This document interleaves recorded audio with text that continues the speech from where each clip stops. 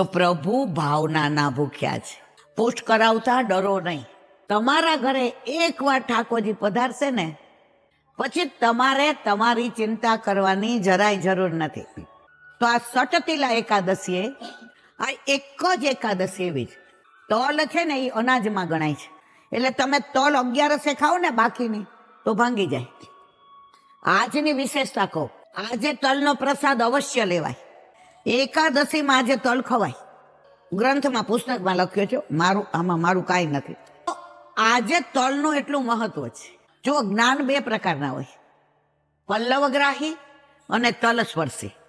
આ લોકો બધા ટીચર હોય ને એને આ બધી ખબર હોય, મારા જેવા ડોબાન નો ખબર હોય, કારણ કે અમે ભણ્યા ઇંગ્લિશ વાળા. પલ્લવગ્રાહી એટલે બધું સમજીને કે જે આવ્યું બરાબર. તલસ્પર્શી એટલે છેક મર્મ સુધી જવાનો. તો આજની એકાદશીએ સામનેજી